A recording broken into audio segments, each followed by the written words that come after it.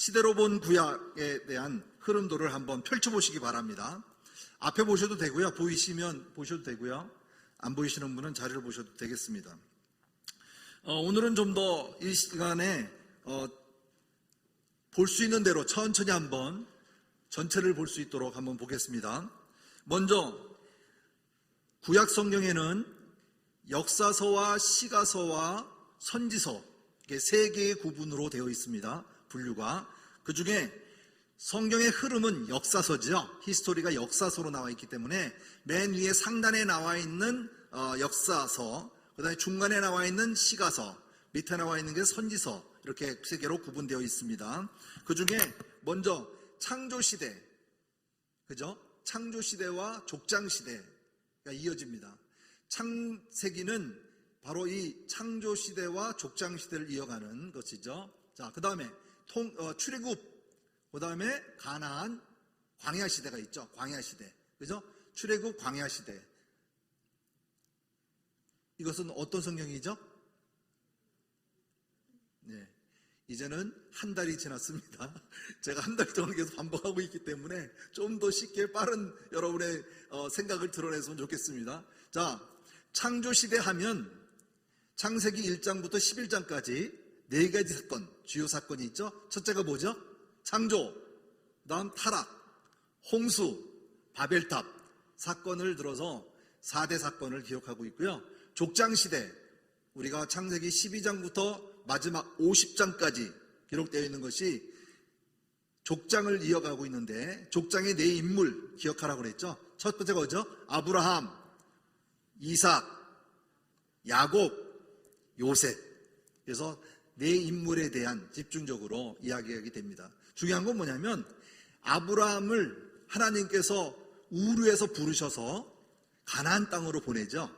근데 그 가나안 땅에 아브라함이 도착했을 때에 기근이 일어나서 애굽으로 내려가게 되어지죠. 그렇죠? 바로 이 사건으로 시작으로 해서 이삭이 있고, 이삭 이후에 야곱을 통해서 12지파, 다시 말하면 12명의 아들들을 둠으로써 12지파의 근간이 되어지게 되고, 먼저 11번째인 요셉이 애굽에 팔려가면서 그때의 가나안 땅은 흉년이 들어서 양식을 구하러 애굽으로 가게 되는 사건.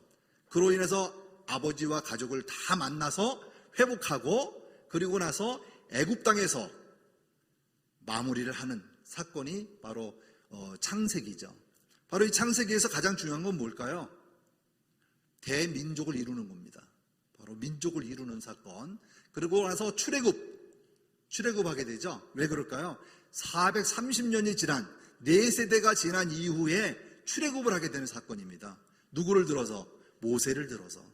모세를 예비하시고 모세를 준비케 하신 하나님께서 그 장정만 60만 명, 다시 말하면 애굽으로 들어갔을 때에는 몇 명이 들어갔어요? 야곱의 가족이 70인이 들어갔어요. 70명이 들어갔는데 나올 때는 60만 명, 장정만 60만 명이 나올 수 있는 그런 큰 무리가 되어버린 것이죠. 그래서 그 애굽에서 이집트 사람들이 그들을 두려워했어요. 그래서 자녀를 못 낳게, 아들을 낳으면 다 죽이라고 할 정도의 그런 사회가 이루어진 것이죠. 하지만 하나님께서는 그 죽이라고 했을 때에도 산파를 예비하셨고, 그죠? 애굽의 딸을 준비하셨고, 모든 과정을 통해서 하나님이 인도하심을 우리가 발견할 수 있어야 합니다. 그러고 나서 모세를 통해서 출애굽을 하게 되는데 10가지 재앙을 통해서 이방인의 모든 이집트에 있는 신들을 다 굴복시키시고 하나님이 주권자임을 드러내시면서 이끌어내시는 사건, 바로 이게 출애굽입니다. 그래서 출애굽이 사건은 어디까지 오냐면, 어디까지 오죠? 시내산까지 오는 과정. 약 도달하는 기간은 2달 정도밖에 되지 않습니다. 2달밖에 되지 않아요. 자, 그 과정 속에서 있었던 사건을 이어서 가는데 바로 광야 시대를 들어서게 되는 사건이 바로 우리가 잘 아는 민수기의 사건입니다. 자, 그 다음에 가나안 정복 시대 들어가기 위해서는 어디까지 가죠? 민수기는 세 단계를 찍어봐야 합니다. 첫 번째 시내산, 출발점 시내산을 찍고요. 두 번째 반광야, 우리가 잘 아는 가데스 바네아를 찍어야 합니다. 왜냐하면 거기에서 12명의 정탐꾼을 가나안 땅에 보내게 되죠. 그죠? 그 보냈을 때의 사건이 일어나죠. 그래서 그들이 그 보고하는 그 횟수에 따라서 1년을 더하여 40일 동안 정탐을 보냈는데, 그것을 보고를 했을 때 우리 목사님 말씀하셨죠. 그죠? 지난주에 설교 중에 과정이 있었습니다만은, 그들은 본 그대로 설명하는 것과 여호수아와 갈렙은 하나님이 우리에게 예비하신 그 뜻을 함으로써 그들은 우리의 밥이라고 얘기하는 것을 얘기하게 됩니다. 바로 그것을 통해서 40일, 40년을 유리하게 만드시는 하나님의 말씀이 그 안에 있기 때문에, 바로 가면 몇 개월이면 도착할 가나안 땅을 38년을 가데스 바네아에서부터 모압 평지까지 이럴 때까지 38년을 돕니다. 왜 그럴까요? 하나님이 이스라엘 백성들을 훈련시키기 위해서. 그렇죠? 그로 인해서 그들은 떠나는 날로부터 원망하기 시작하고, 그래서 1세대가 다 죽게 되고 2세대, 1.5세대와 2세대가 이제 모압 평지에 머무르게 되어집니다. 여기까지가 민수기예요. 그 다음 민수기에서 시작되는 여호수아는 모세의 시작 부분, 다시 말하면 레위기는 시내산에서 하나님의 오제사와 칠절기를 통해서 하나님을 예배하는 방법과 그리고 하나님을 기억하는 방법을 가르쳐 주셨다면, 신명기는 모세가 세 가지의 구분을 가지고 다시 한번 재교육을 하는 과정이에요. 누구한테? 2세대에게. 왜냐하면 가나안 땅에 들어가서 어떻게 살아야 되는지를 다시 한번 설명해 주는 사건이에요. 다시 말하면 신명기 할 때 한자가, 신자는 새 신자가 아니에요. 새로운 계명이라는 개념이 아니고 되풀이 신자. 그래서 다시 한번 되풀어서 가르쳐주는 계명이다. 그래서 신명기입니다. 그래서 이 신명기는 첫 번째가 뭐냐면 이스라엘 백성들이 출애굽을 해서 오는 과정을 모세가 설명하고 있어요. 이해되죠? 두 번째는 뭐냐면 레위기에 대한 설명입니다. 레위기에 대한 설명, 이 부분을 하고, 그 다음에 마지막 모세의 설교가 마지막 부분에 나오는데, 바로 느보산에서 그 세대를 향해서 가나안 땅에서 어떻게 살아야 될 것인가를 설명하는 과정. 그래서 이 모세의 설교가 바로 신명기입니다. 신명기는 역사서에 포함되진 않지만 그의 삶에 대하여 어떻게 준비하도록 동시대의 사건을 기록하고 있다는 것을 볼 수가 있습니다. 이어지는 것이 이제 여호수아서입니다. 여호수아서는 잘 아는 바와 같이 요단강을 앞두고, 그죠? 가나안 땅에 들어가기 위하여 모세는 느보산에서 죽게 되어지고, 그가 눈이 어두워서 몸이 연약해서 죽은 게 아닙니다. 모세는 자기의 사명을 다하고 120세에 하나님 곁으로 가게 되어집니다. 그로 이어서 바톤을 받은 자가 바로 여호수아입니다. 여호수아는 아멜렉과의 싸움 전에서도 같이 모세와 모든 환경 속에서 동행했던 자입니다. 어떻게 보면 비서라고 할 정도로 모세와 함께 늘 동행했던 사람이에요. 그와 같이 여호수아에게 권한이 주어졌을 때 이스라엘 백성들은 모세에 대한 영웅적인 의식이 있었어요. 그러다 보니까 모세보다 못할 것이다, 국민적인 관심이 여호수아에게 있지 않았어요. 그렇지만 하나님께서는 요단강을 건너게 함으로써, 모든 걸 준비케 함으로써 홍해 바다를 건넜던 것을 연상케 하시고, 그 길을 건너므로 모세보다 더 강한 자로, 그리고 그를 더 높이 쓰신다고 하는 것을 그들에게 각인시키게 되어집니다. 그래서 그 이스라엘 백성들이 이제는 가나안 정복을 앞두고 누구를 더 신뢰하게 됐을까요? 모세에 등하는 여호수아를 따라 행진하게 되어지는 것입니다.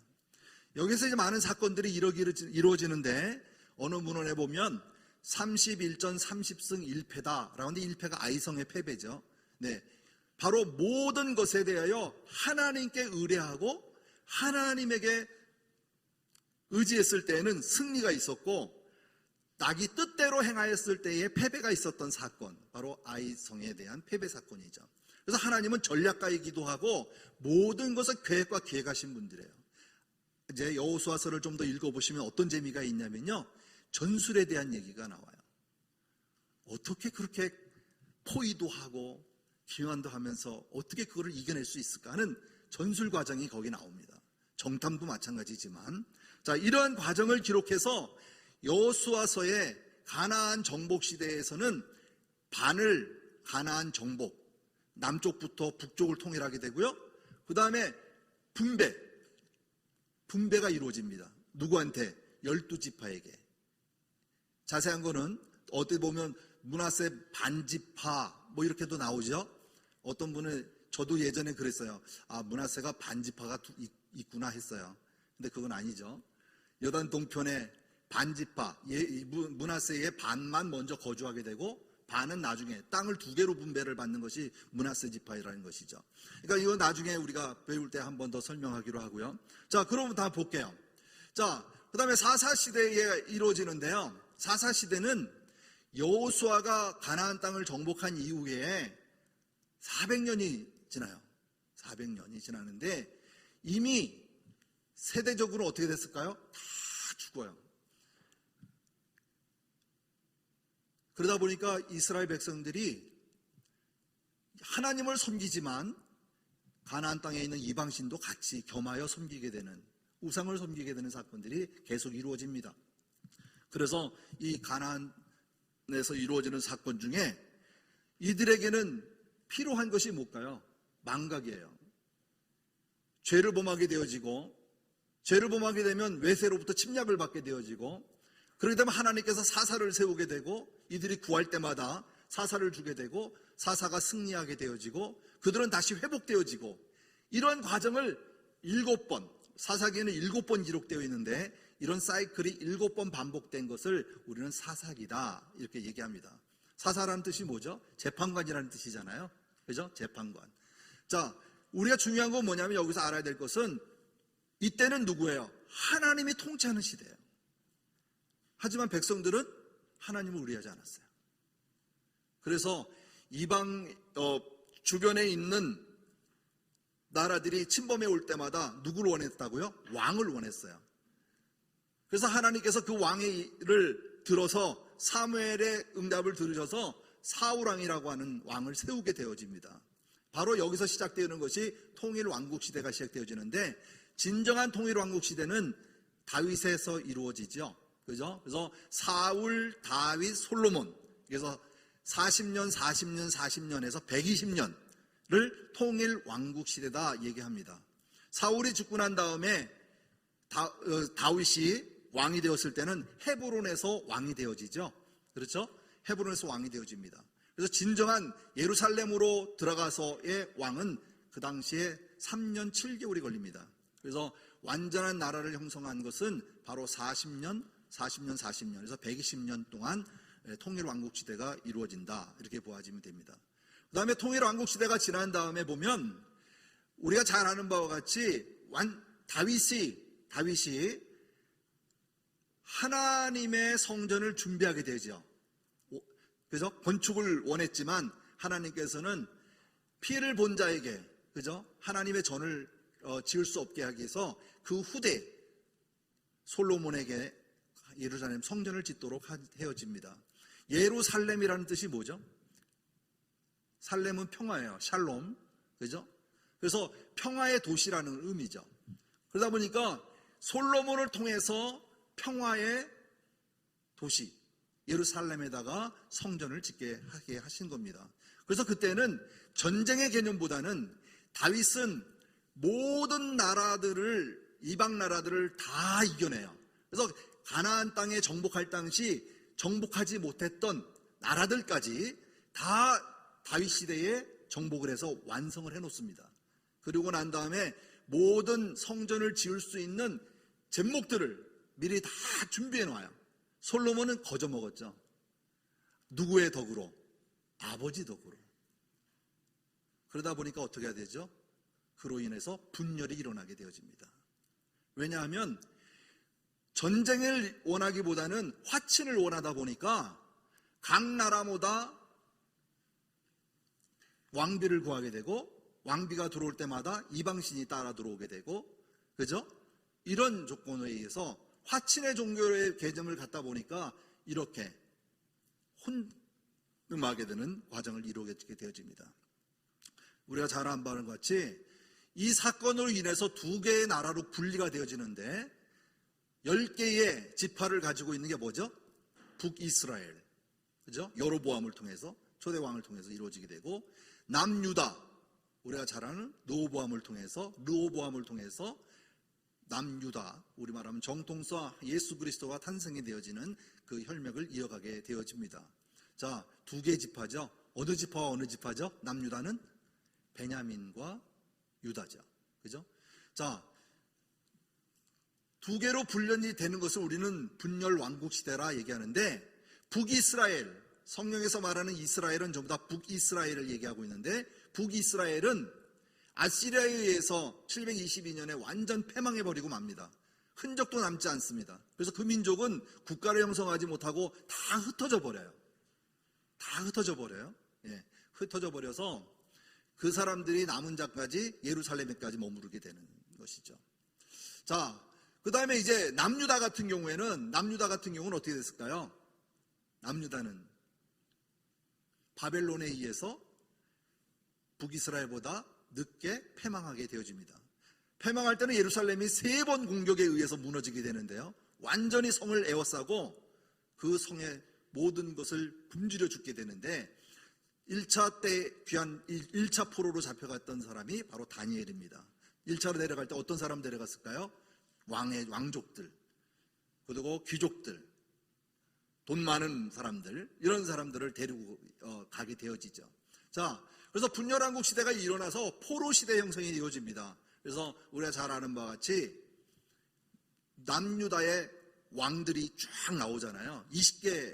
20명의 왕이 나옵니다. 20명의 왕 중에는 선한 왕도 있고 악한 왕도 있어요. 근데 북이스라엘에는 19명의 왕이 나오는데 한 명도 선한 왕이 없어요. 그래서 여로보암의 뜻을 따른 것은 다 악한 왕이고요, 다윗의 행적을 따라서 행한 자들은 다 선한 왕이에요. 이해되죠? 그래서 이 남유다에도 8명의 선한 왕 빼고는 다 악한 왕이 되어버리고 말아요. 결국은 어떻게 됐을까요? 패망하게 되는 조건이 되어지죠. 하지만 이때에 끝까지 외쳤던 자가 있어요. 누구죠? 에레미야. 에레미야는 북이스라엘과 남유다가 다 보았어요. 다시 말하면 남유다가 망하는 것을 보았어요. 그래서 바벨론에게 항복해라, 그리고 목숨을 건져라 했지만 그들은 믿지 않았죠. 그래서 결국은 그를 포로로 유배를 보내는 사건이 일어납니다. 자, 여기 보면 귀환시대도 나오는데, 에레미야가 70년 후에 다시 돌아올 것이라고 예언했지만 그들은 믿지 않았죠. 하지만 고레스 400전에 이사야를 통한 예언을 통해서 고레스가 그 예언의 성취를 위해서 바벨론이 망하게 되고 페르시아가 바벨론을 이겨놨을 때 메사의 왕이, 고레스가, 초대 왕이 예루살렘으로 이스라엘 백성들을 돌려보내는 사건이 일어나죠. 자, 그 전에 왕이 태어날지도 몰랐지만 하나님께서 이미 예언하셨고 그 예언이 성취가 이루어지는 사건이죠. 그래서 여기 보면 귀환시대가 일어나는데 70년 뒤에 돌아갈 때에 3차 귀환을 하게 되어집니다. 그래서 첫 번째 귀환자가 누구라고요? 수룹바벨. 두 번째 귀환자가 누구라고요? 에스라. 세 번째 귀환자가 느헤미야. 그래서 느헤미야, 에스라는 성전을 건축하고 느헤미야는 성벽을 건축하는 사건이 일어나게 되어집니다. 그 다음에 남은 자, 돌아가고서 남은 자가 있죠? 그게 뭐죠? 에스더입니다. 에스더. 페르시아에서의 왕비, 이제 죽으면 죽으리라 라고 하는 바로 에스더의 사건이 나옵니다. 그래서 여기 보면 창세기, 출애굽기, 레위기, 민수기, 신명기, 사사기, 사무엘상, 사무엘하 이렇게 나오잖아요. 그죠? 그 다음에 열왕기상, 열왕기, 하가 나오는데 여기 쭉 역사서를 읽어보면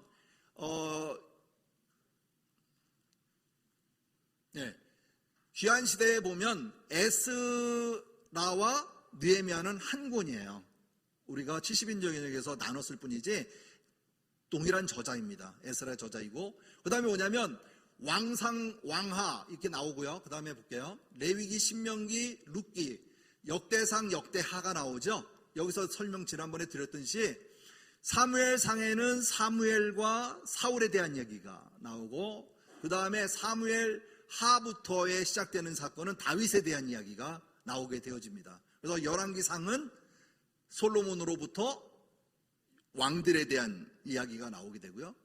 역대상 같은 경우에는 다윗에 대한 이야기가 나오고, 역대하도 마찬가지 왕들의 이야기 중에 제사장적 성전의 개념을 가지고 설명하고 있음을 우리가 볼 수 있습니다. 다시 말하면 하나님의 말씀을 좀 더 역대상, 역대하에 있는 이야기 중에 좀 더 디테일하게, 자세하게 좀 어떤 사건인지 알고 싶다 하면 어디를 읽어야 될까요? 역대상, 역대하를 읽으시면 돼요. 이해되시죠? 네. 그래서 이 말씀대로 우리가 읽어나가면 흐름대로의 말씀을 내가 들을 수가 있어요. 읽는데도 체계적으로 여러분이 들을 수가 있습니다. 그 다음에 볼게요. 시가서 같은 경우에는 욥기는 족장시대잖아요. 그래서 한 권이 되어 있고, 그 다음에 전도서, 잠언서, 아가서가 있어요. 그 다음에 시편이 있습니다. 그래서 이것을 우리는 시가서다라고 해서 구분을 해놓았죠. 그래서 전도서, 잠언서, 아가서 이렇게 이야기를 하고요. 그 다음에 선지서에 보면 늘 우리가 자세히 보면 요나서 있고 아모스가 있고 호세가 있고 이렇게 나오죠. 그래서 소선지서와 대선지서를 구분하게 되어집니다. 이렇게. 그래서 여기 보면 이사야, 에레미야, 그 다음에 에레미야가 다니엘, 에스겔 이렇게 나와요. 이걸 뭐라 그랬죠? 대선지서인데, 대지선서는 장수가 많은 것을 대선지서다 이렇게 얘기했어요. 소선지서는 장수가 적은 것을 소선지서라고 그랬습니다. 여러분 다 찾아보셨나요? 다니엘서가 몇 장까지 있죠? 찾아보세요. 12장. 근데 그 다음에 보면 그 다음 장이 뭐죠? 호세아서예요. 호세아서가 몇 장까지 있을까요? 소선지서인데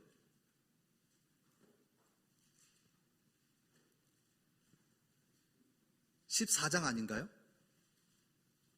제 기억이 분명하지 않다고 맞나요? 예. 그래서 다니엘서가 더 적은데 왜 대선지서에 분류가 되어지고 호세아서가 더 장이 많은데 왜 소선지서에 들어갔을까? 이것만 그래요. 그건 뭐냐면 다니엘서는요, 장수는 적지만 시대의 역사를 1000년 이상을 얘기하고 있어요. 이해되시죠? 그래서 구약의 예언서다 할 정도로 많은 오랜 기간을 하나님의 예언까지 포함하고 있기 때문에 이거를 대선지서에 포함시킨 것으로 이렇게 기억하면 되겠습니다. 자, 그 다음에 보면 자료상으로 뭐 볼 수는 여러 가지가 있겠지만 살펴보시면 어떤 것이 북이스라엘에 대한 선지자고 외침이고 또 어떤 선지자들은 남유다에 대한 외침이 있어요. 근데 이 외침을 보면 가장 악하고 힘들고, 그죠? 회개하라고 돌아오라고 할 때에 선지자들을 보내는 것을 볼 수 있습니다. 그 다음에 이제 오늘 얘기하고자 하는 것은 뭐냐면 여러분 자료 뒤편에 보시면 중간시대가 나옵니다. 중간시대. 맞나요? 앞에 있나요? 뒤에 있나요? 네. 중간시대가 나오죠. 말라기 이후에는 중간시대가 나오는데 중간시대 400년 동안은 하나님께서 앞으로 메시아를 보내주겠다라고 나서 400년 동안 침묵하고 계십니다. 어디에서만? 말씀, 성경에서 기록된 것이 없어요. 하지만 하나님이 쉬셨을까요? 일하셨을까요? 예, 일하셨어요. 그 일한 내용들이 다니엘서에 그대로 예언으로 기록되어 있는 것을 볼 수가 있습니다. 그래서 다니엘이 꿈꿨던 이야기들이 나오는데 메대 메사가, 그죠? 바벨론이 무너지고 페르시아가 이기게 되어지고 페르시아를 통해서 헬라와 그리스와 로마까지 이루어지는 예수님의 탄생까지 이루어지는 사건이 다니엘 예언서에 기록되어 있는 것을 우리가 볼 수 있습니다. 자, 그 다음에 이제 복음서를 볼게요.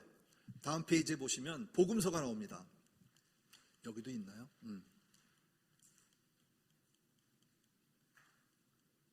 자, 복음서. 네, 이렇게 지금 저는 디스플레이 해놓고 볼게요. 자, 복음서 보겠습니다. 복음서의 역사서는 시대적 구분을 뭐로 다니냐면 복음시대. 뭐라고요? 복음시대. 따라해봅시다. 복음시대.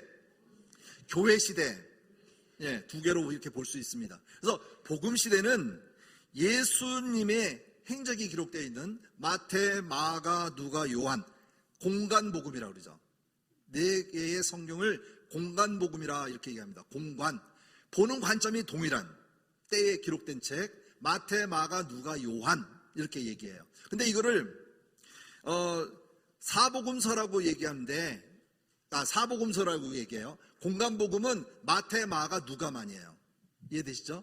예. 왜냐하면 요한복음은 사복음서에 포함되는 것이고 마태, 마가, 누가는 공간복음에 포함되어집니다. 보는 관점에 따라서 기록된 책이기 때문에. 자, 그렇다면 마태는 뭐고 마가는 뭐고 누가는 뭐고 요한은 무엇일까? 관점이 서로 다르다 그랬죠? 예. 관점은 마태복음인 경우 족보가 나와요. 그죠?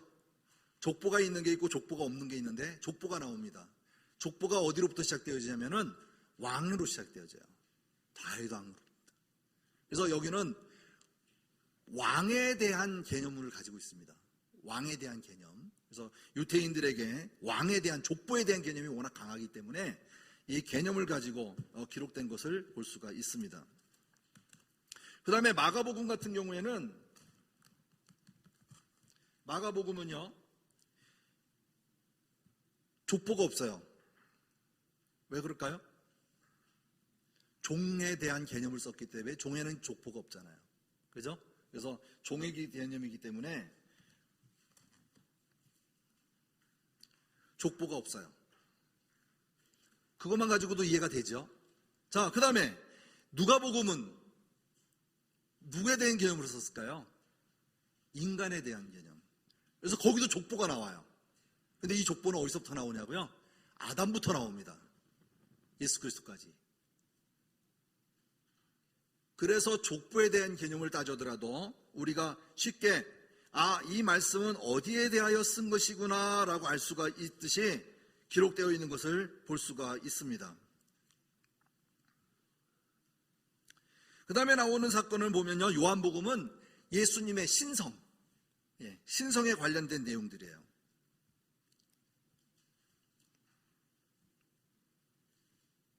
그래서 예수님에 대한 신성이다 보니까 모든 게 뭐죠?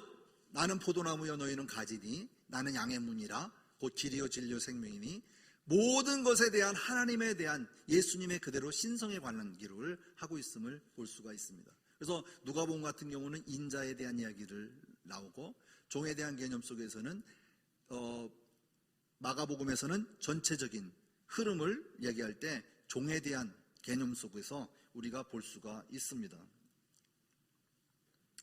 자, 그 다음에 나오는 사건들을 볼게요. 자, 이제는 그 다음에 나오는 게 뭐죠? 사도행전입니다. 사도행전은 우리 말하면 복음시대에 있어서 가장 중요한 이야기죠. 왜냐? 사도행전 이후의 모든 성경, 사도행전 이후에 후에 나오는 모든 이야기들은 사도행전에 다 속해져 있는 내용들이 다예요. 그래서 사도행전에는 베드로의 사역과 사도 바울의 사역이 기록되어 있습니다.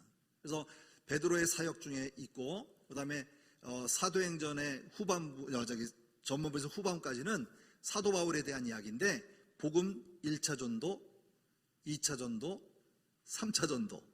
그래서 그 내용들이 바로 전부 밑에 갈라디아서, 야고보서, 데살로니가 전후서 가는 지역마다 기록된 책입니다. 그래서 이거를 우리는 쉽게 설명하는데 이렇게 저는 암기하고 있습니다. 마태, 마가, 누가, 요한, 사도행전 여기까지는 다 기억하죠? 로마서부터 이제 성경은 흐름이니까 언제 쓰여졌는지 로마서가 쓰여진 게 아니잖아요. 그래서 그 다음에 쓰여진 내용들을 이렇게 읽으면 사도 바울이 복음 전도를 떠났을 때 있던 사건들을 기억을 하도록 스토리맵을 잡아보면 첫 번째가 뭐냐면 복음 전도를 출발해서 사도 바울이 가는데 얼마나 힘들겠어요. 그죠? 그러다 보니까 1차 전도 여행 때에 너무나 갈급해요. 뭐가 갈급할까요? 그래서 갈라디아서를 썼어요. 그 다음에 나오는 것이 뭐냐면 1차 전도 여행 때 쓴 것이 바로 야고보서입니다. 예? 야고보서. 저는 이거를 별약해서 그냥 간략이다, 간략근 우리 할 때 너무 힘들면 간략근, 그래서 그냥 간략 이렇게 해서 이렇게 두 개로 기억을 합니다. 그 다음에 보면 데살로니가 전과 데살로니 후서잖아요. 그죠? 데살로니가 전후서를 기록하게 되어집니다. 자, 이것도 마찬가지 2차 전도에서 있었던 얘기인데 우리가 왜 살전이냐?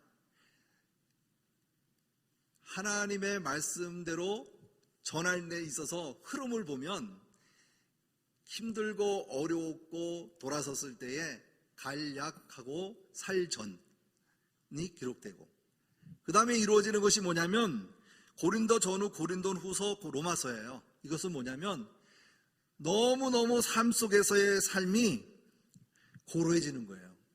그래서 이게 고린도 전후서를 쓰게 되고 그 다음에 로마서를 쓰게 되어집니다. 그 다음에 이어지는 게 뭘까요? 옥중서신이 기록되어지죠. 그죠? 그래서 이거는 이제 빌립보서, 골로새서, 에베소서, 빌레몬서 이렇게 해서 옥중서신을 쓰게 되어지는데 포로로 끌려가서 쓰여지는 것이죠. 그래서 이것을 우리는 옥중서신의 개념을 4가지로 잡고 있습니다. 다음에 좀 더 자세히 풀어서 설명해 주면 좋을 것 같네요. 시간상 도저히 안 돼서. 그 다음에 이제 디모데 전후 디도서까지 쓰여지는데 이게 이제 디도서죠. 디모데 전후서, 그 다음에 디도서. 이게 바로 우리가 잘 아는 마지막 부분에 기록이 되어지는 것을 볼 수가 있습니다. 그 다음에 이어지는 것이 바로 이제 베드로 전후서입니다. 베드로 전후서. 이제 모든 것이 사도 바울이 모든 서신을 마치게 되어지니까 이제 베드로도 마무리하기 위해서 기록된 것이 베드로 전후서를 기록되어지고요. 그 다음에 히브리서, 그 다음에 유다서 이렇게 기록이 되어집니다. 다시 말하면 사도 바울의 모든 과정이 마치고 난 이후의 것들은 다 정리하는 과정 속에서 하나씩 기어지는데요. 이것을 우리는 공동서신이다 얘기합니다. 그래서 공동서신에는 나와 있는 대로 히브리서, 베드로 전후서, 유다서, 야고보서 포함해서 마지막에 요한 1, 2, 3서, 그 다음에 요한 계시록 이렇게 해서 신약 27권이 기록이 되어집니다. 어떻게 보면 사도행전을 자세하게 읽으면서 부록 부분을 따라가면 여러분이 쉽게 이 말씀이 여기에 속한 거구나 라고 기억이 되어집니다. 그래서 사도행전은 짧게 얘기하고 있지만 그 부록편에 가서 내가 갈라디아서를 보게 되면 이 말씀이 여기에 있었던 내용이구나, 이것이 목회신학이고 목회서신이고 이게 일반서신이구나, 이게 옥중서신이구나 할 때마다 내가 느낌이 다르죠. 그죠? 그것을 우리가 좀 더 자세하게 나중에 설명하면서 들을 수가 있을 것입니다. 그래서 여기서 말하는 흐름으로 성경의 66권을 전부 다 3번을 들어보면 이것을 여러분이 책 속에 놓고 가끔 한 번씩 보시기 바랍니다. 그리고 설명을 할 때 들으시면 얼마든지 따라올 수 있고 가미해서 우리가 이해하는 데 굉장히 중요한 것들을 귀담아 들었고 성경 읽는 데 많은 도움이 될 줄 믿습니다. 벌써 이러다 보니까 벌써 시간이 다 가버렸네요. 오늘 족장시대 맞춘다 그랬는데 족장시대는 가보지도 못했는데 중요한 건 뭐냐면 항상 하나님의 말씀은 누구를 향해서 하고 있다? 흐름에는 예수 그리스도를 예표하고 있음을 기억하시면 됩니다. 다시 오실 예수님. 우리가 말씀 속에 거하시는 사건은 그때만 있는 것이 아니라 오늘 나를 통해서도 이루어지고 있다는 사건, 이것을 기억하셔야 합니다. 그래서 삶이 말씀이 나의 삶으로 바로 변화되어지는 이러한 삶을 우리가 느껴질 때 하나님께 감사하지 않을 수 없고 우리가 말씀을 게을리해서도 안 되는 것이죠. 그리고 성경을 읽을 때 우리가 이제 요즘 이제 레위기가 이제 끝났어요. 365일 성경 읽기에서 레위기가 끝났습니다. 이제 신명기로 이제 들어가면서 한번 여러분이 접해 볼 텐데, 왜 이 말씀을 반복해서 할 건가라는 것을 한번 깨달아 보실 수도 있어요. 한번 다시 한번 리뷰하면서 다시 한번 하나님 말씀을 기억하면서 들으시면 굉장히 좋겠습니다. 지난주에는 족장시대의 아브라함의 이야기를 했습니다. 아브라함의 이야기를. 아브라함에게서 우리가 배워야 할 것 중에 가장 큰 것은 바로 하나님 앞에 순종하는 사람입니다. 왜냐하면 이삭을 바치라고 했을 때 독생자의 개념이 하나님에 대한 심정이 그대로 나타나지 않습니까? 중요한 것은 뭘까요? 아브라함이 이삭을 바침했어도 불구하고 그때까지 하나님이 아브라함을 테스트하고 있었다는 사건이죠. 그가 시종을 데려가지도 아니하고 오로지 이삭만을 데리고 제단에 올라가서 이삭을 드릴 때 하나님께서는 그 죽음의 순간을 막으시고 내가 이제야 너의 믿음을 본다라고 하는 그 믿음. 하나님은 그 많은 시련과 어려움 속에서의 환경을 실패하면서도 아브라함을 끝까지 지켜주셨던 바로 그런 하나님이셨어요. 그죠? 그리고 이삭도 마찬가지고 야곱도 마찬가지고 실패를 거듭하면서도 하나님께서 그를 용서하고 훈련하면서 끝까지 지켜올 수 있었던 것은 하나님의 언약 때문이에요. 언약 때문에. 우리는 어디에 믿을까요? 바로 그 하나님의 언약을 믿고 나가야 합니다. 그 언약 때문에 우리가 구원받은 자가 된 것이고 하나님의 그 사랑 때문에 우리가 오늘 이 자리에 하나님을 예배하러 나온 거 아니겠어요? 우리의 이 기쁨이 말씀을 통해서 내가 점점 읽어나갈 때마다 좀 재미를 가졌으면 좋겠어요. 저도 오늘 어제도 마찬가지지만 월요일 날은 사무엘 상하를 다 읽었어요. 왜? 다시 한번 너무 또 새롭게 보이더라고요. 하나씩 장별로 적어가면서 이렇게 읽어보니까 너무 또 새로움이 있더라고요. 그래 어저께는 제가 레위기를 다시 읽었어요. 뭔 말인지 잘 모를 때도 많았지만 정말 레위기를 읽으면서 제사자인 내가 그 소와 양을 잡고 피를 내서 드려질 때 못할 것 같아요. 그죠? 지금도 닭 잡으러 다니시는, 닭 잡으라면 한 번에 잡을 수 있어요? 그 당시에는 자기가 다 잡았다니까. 내 죄를 하나님 앞에 고하기 위해서. 그 시대에 살지 않은 것을 감사하게 여기십시오. 우리가 하나님의 말씀을 이제 접할 때마다 좀 더 새로운 마음으로 그때의 심정으로 우리가 좀 더 대한다면 그 말씀이 정말 살아 역사하는 것을 느낄 수가 있을 것입니다.